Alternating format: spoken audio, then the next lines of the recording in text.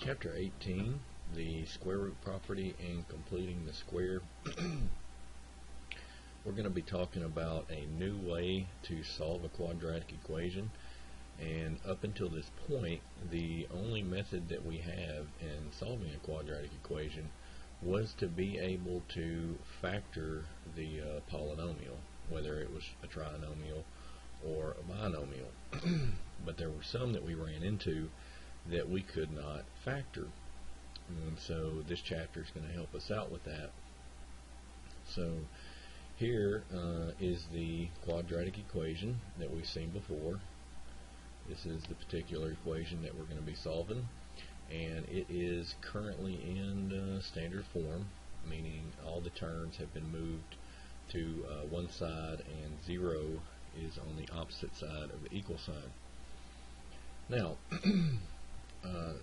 some of these quadratic equations are sort of a simple version where we only have the squared term and then we have the constant, the c. Okay, and so there is no linear term. The bx term is missing. So when that happens, we can apply the square root property. So for instance, we're shown x squared equals c. Then what we do is we simply take the square root of both sides, and then you also see that we place a plus or a minus in front of this square root of c. Okay, so some examples of that would be, for instance, if we had x squared equals 9. Well, apply the square root property, since square root's the opposite operation of square, and then we place a plus or minus in front of the square root of 9. So we have the square root of x squared, which we're going to write as x, and then plus or minus the square root of 9 is simply a plus or minus 3. So you see we have two solutions here, and if you check it with the original, which is to say x squared, if we square a positive 3 we get a 9, and then if we square a negative 3 we also get a 9. So two solutions.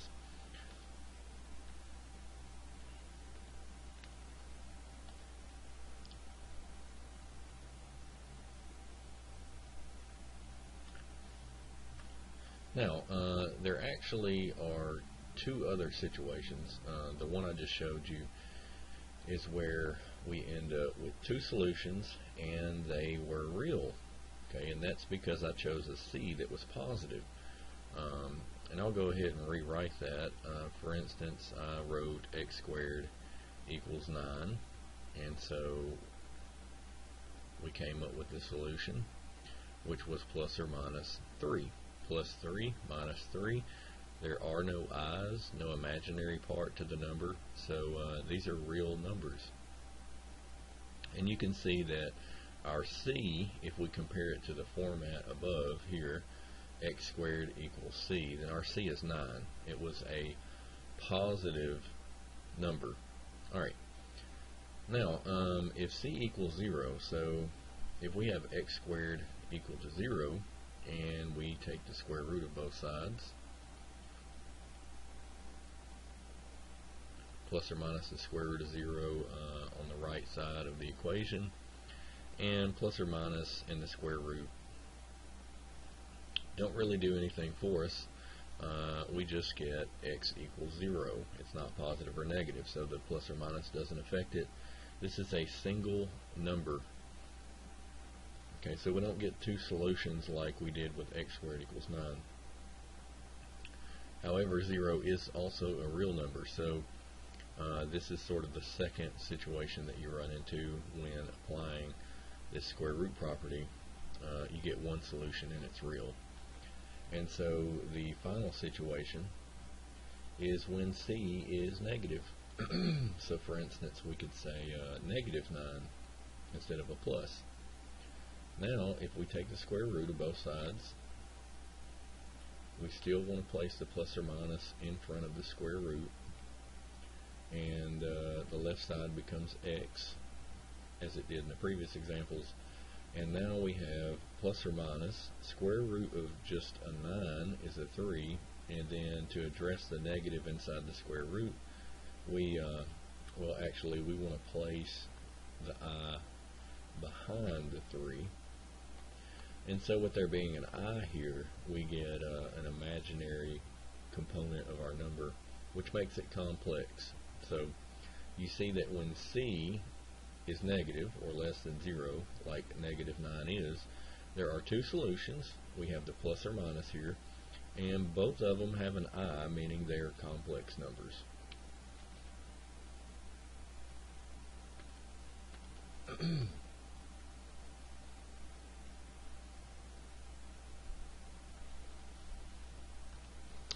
Okay, example 1, little talk about this plus or minus.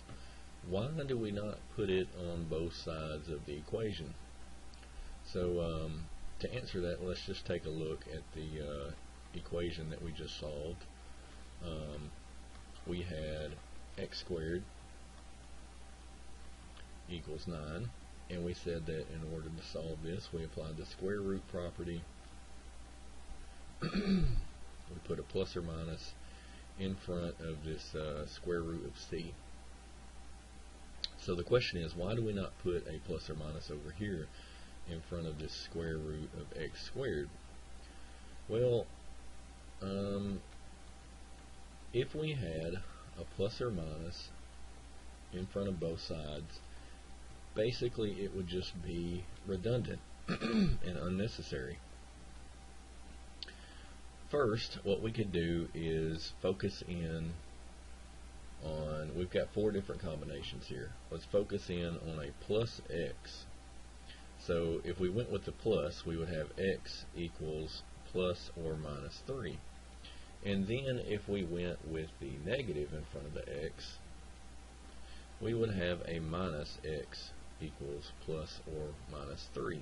Now, so this splits off into 2 separate sets of solutions, and now each one of these will split off into 2 more when we consider the plus or minus in front of the 3. So keeping the minus x and dropping one of the signs here, we could write plus x equals minus x equals a plus 3, and then again minus x equals a minus 3. Okay, looking back up here at the top, with the plus x, we could write x equals plus 3, and then x equals minus 3. Alright, so these are the solutions that we usually use. Okay, this stems from simply putting the plus or minus in front of only the right hand side, the square root of c. And if you'll look back at the blue one, you'll notice that with this minus sitting in front of the x, we can simply divide both sides by a minus 1, and this now becomes an x equals a negative 3, which is already accounted for up here. And likewise, the other solution, we could divide by a negative 1, and now we get x equals a plus 3, which is again already accounted for up here at the top. Alright, so it's just a matter of redundancy. It's unnecessary.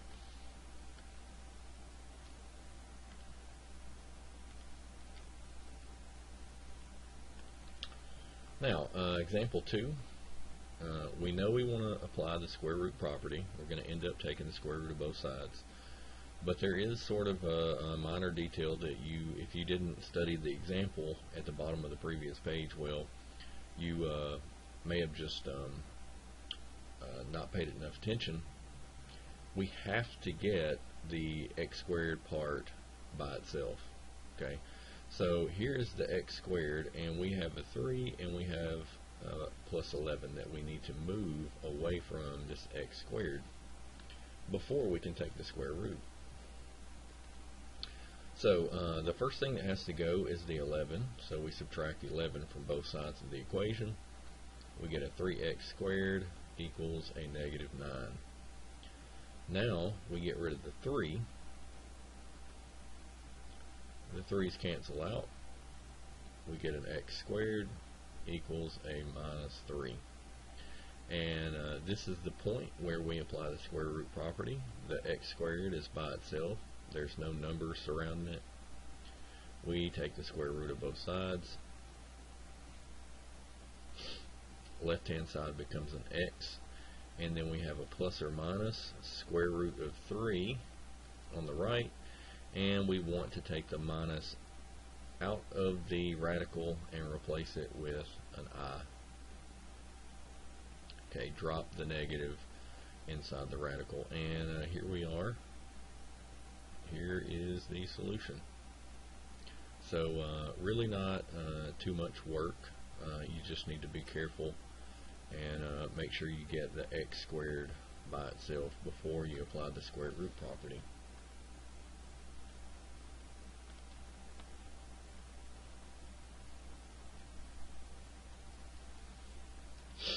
Okay, so here, little twist on the problem that we just looked at. Instead of just having a single variable squared, we now have a polynomial, okay, a binomial to be specific, a y plus a 3. So in this case, our goal, our first goal, is to get this squared part by itself. It's okay that it has the plus 3 inside. We just want to isolate the squared part. So aside from this squared part, the only other thing that's there in the equation on the left hand side is this negative 7 here. So to move it, we would add 7 to both sides.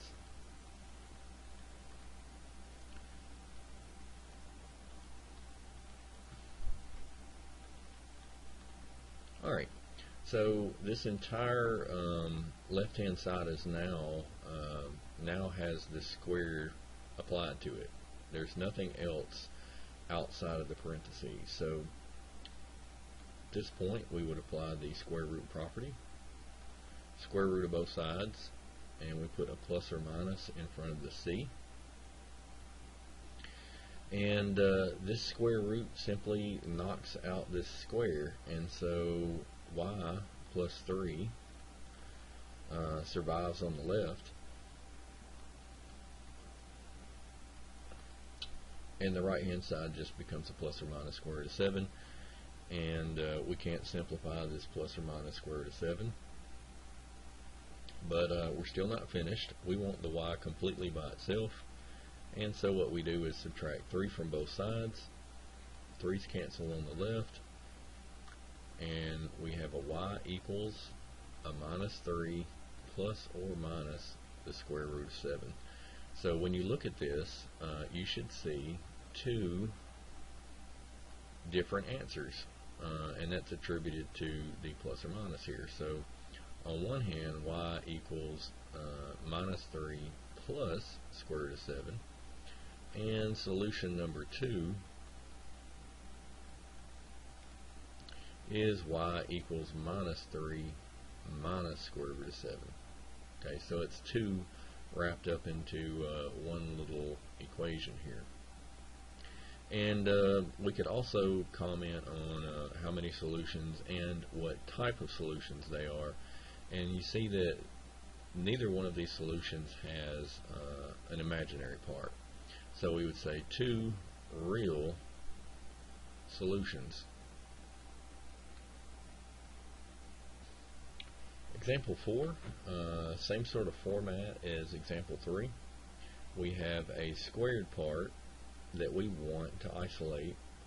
So there's only a number to the side that we need to get rid of. So in this case, we are going to subtract the 7 from both sides. Alright, we end up with an x minus 1 squared. The 7's canceled on the left, and a 3 minus a 7 gives us a negative 4 on the right. Squared part's isolated, so we take the square root of both sides, and we place a plus or minus in front of the square root of c. Square root knocks out this square, So these disappear, and we're only left with an x minus 1. And we could simplify this right side. Square root of 4 is a 2, and a square root of a negative can be replaced with an I.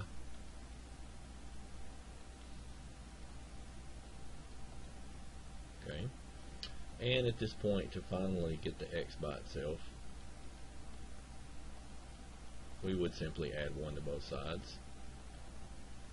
So we get the x by itself, and our answer becomes 1 plus or minus 2i.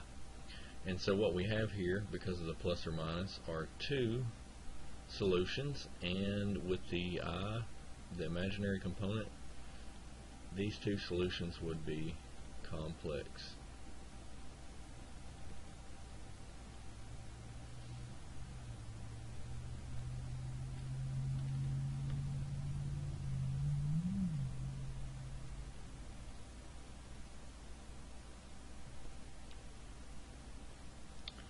So the previous page explains what do we do when there is a linear term in our quadratic equation. We have this 6x now. So we cannot just separate the terms and have an x squared by itself on one side and just simply a c, or a single number, on the right hand side and take the square root. It's a little trickier than that, but this is the completing the square method. You can do this whether the trinomial is factorable or not. So our first step for completing the square is to rewrite. We're going to take it out of standard form by moving the c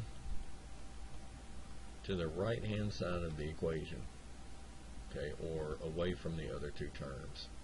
So we're sort of breaking it out of standard form,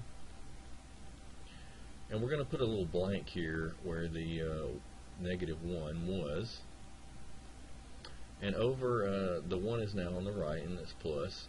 Over on the right side, we're also going to put a blank out to the side of 1. And at this point, what we want to do, we're sort of focused on this left-hand side.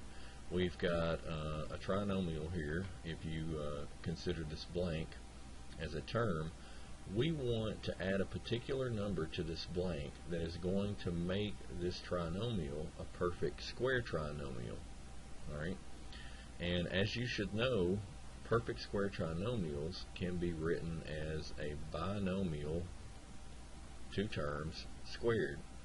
Okay, and there is a particular number that you can put here that will make that so. And once we're able to make this a perfect square trinomial, we'll be back in the same format equation that we saw in the first few examples of the chapter. We'll have a squared part, and then over here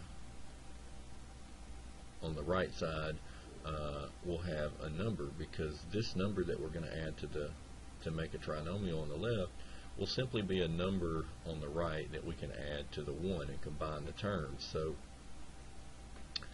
the way you find this special number is you simply take 6 and divide it by 2, and then you take that number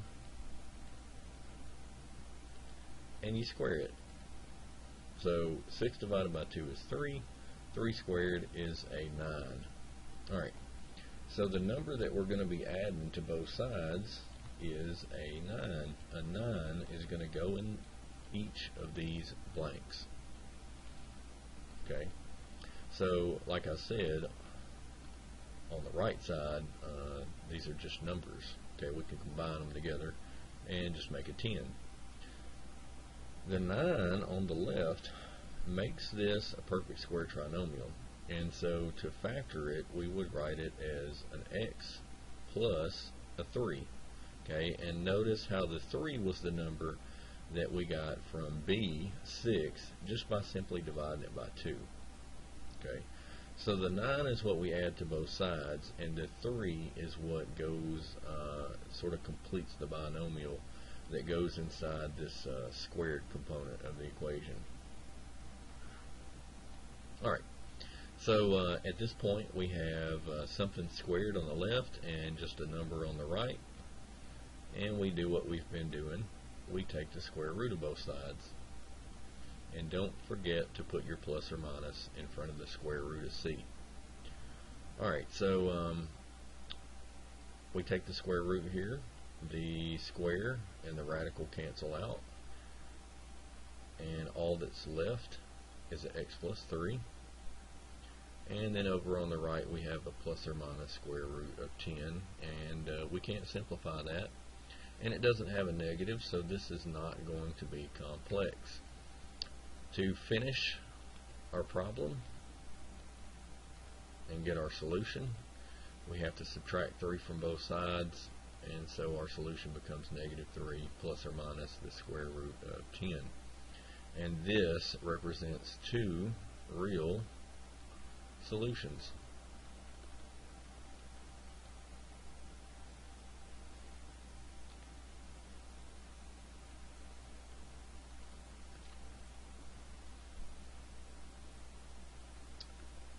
Example 6, different numbers, same procedure.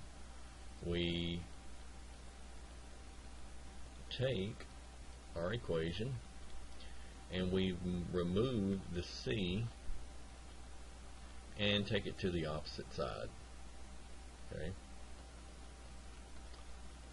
In the place of c, we put a blank, and then on the right, beside the negative 6, we put a second blank. Okay, so we're going to add a number to both sides of the equation in order to keep the equation balanced. And but we're really focused on this blank on the left. We want to add a number here that is going to make this trinomial a perfect square trinomial, and that number would be negative 4 divided by 2, which gives us a negative 2, and then we take the negative 2 and we square it to get a 4. So we add 4 to both sides of the equation. So on the right side, nothing spectacular happens. Negative 6 plus 4 just simply gives us a new number, negative 2 on the right. But this 4 allows us to take this trinomial on the left and write it as a binomial squared. So to construct our binomial inside, we simply write x, and then we write minus 2, the number that we got just by simply dividing b by 2. So takes a little getting used to, but once you're over that hump of completing the square, you get a pretty simple equation that you can just apply the square root property to. Square part is by itself, so we take the square root of both sides. Remember to put your plus or minus in front of the right hand side, the square root. X minus 2 survives on the left, and on the right we can simplify the square root of negative 2 to an I square root of 2 plus or minus. And now to finish our solution, we would add 2 to both sides to get the x completely by itself, and so we have 2 plus or minus I square root of 2 for our solution. So this represents 2 complex, due to the I, solutions.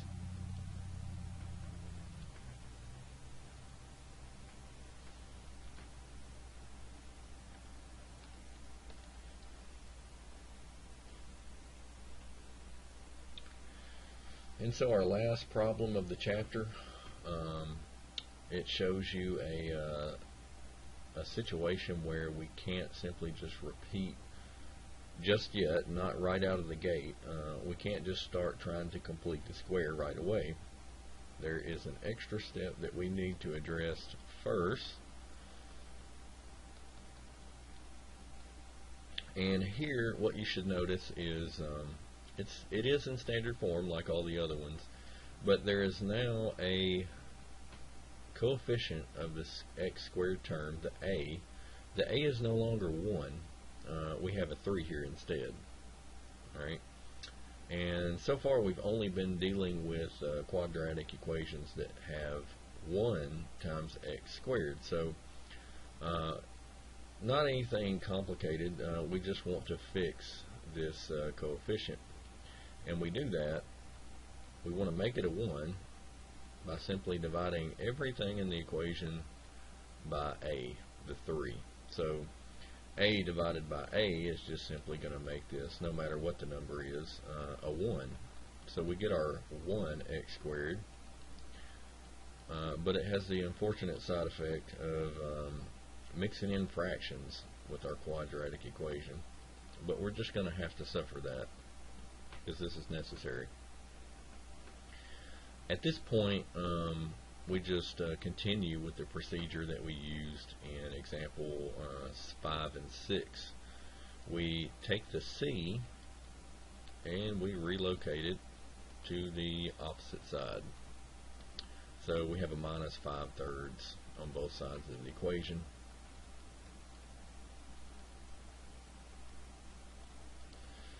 Left in its place, we put a blank. And on the right, to the side of the minus 5/3, we put another blank because we want to keep the equation balanced. So we're going to add the same number to both sides, and to determine what that number is, we pluck out the b. In this case, it's a fraction, 2/3, and we divide it by 2. And a quick way to divide a fraction by 2 is just to simply double the denominator. So this becomes a 2/6, and then we square it. So 2/6 is the equivalent of 1/3, and if we square a third, we get 1/9. So our magic number that completes the square is 1/9.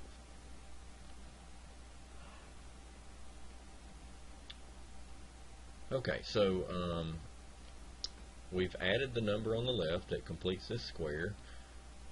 The left is now a perfect square trinomial, and so we can write it as a binomial squared.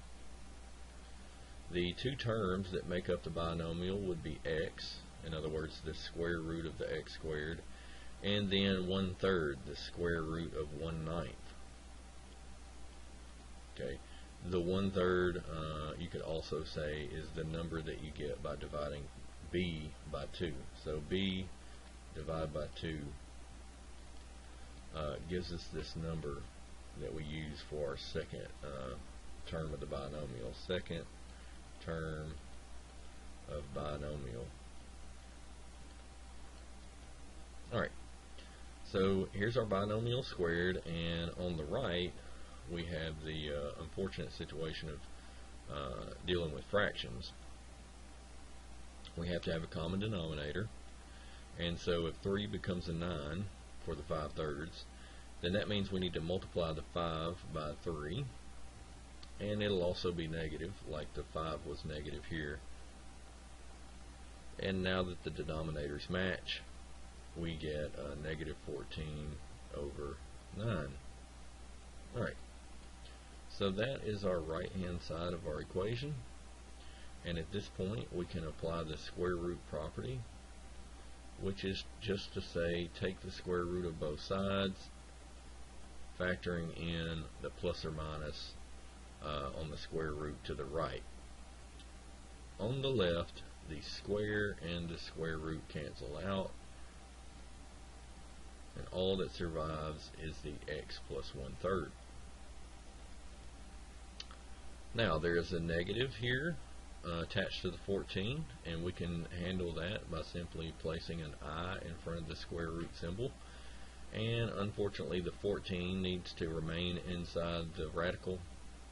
This can't be simplified, but the square root of the denominator will give us a 3, and we can drop the radical on the bottom of the fraction.